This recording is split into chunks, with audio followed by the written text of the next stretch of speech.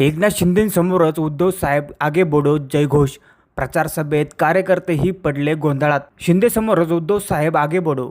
नागपूर जिल्ह्यातील उमरेड नगर परिषद निवडणुकीच्या निमित्ताने नगराध्यक्षपदाच्या उमेदवार शालिनी सोनटक्के यांच्या प्रचारार्थ उपमुख्यमंत्री एकनाथ शिंदे यांची मंगळवारी सभा झाली.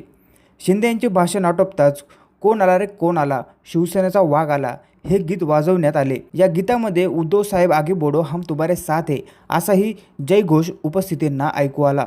गाणं ऐकताच उपस्थितांचे कान टकारले. अजूनही उद्धव ठाकरे यांचीच कॅसेट शिवसेना का बरे वाजवतात असा विशल्क भाव अनेकांच्या चेहऱ्यावर उमटला. एकनाथ शिंदे सभा आटपून निघाल्यानंतर कार्यकर्तेही त्यांच्या मागे लागू लागले.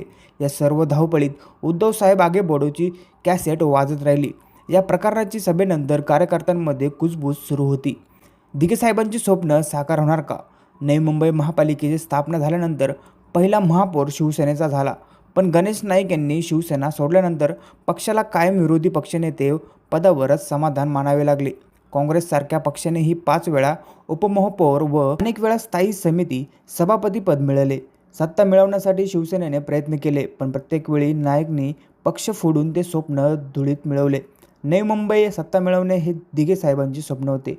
आता हे स्वप्न साकार करण्याचे आहे हा संदेश शिंदेंच्या पदाधिकाऱ्यांना यापूर्वीच उपमुख्यमंत्री एकनाथ शिंदे यांनी दिला आहे.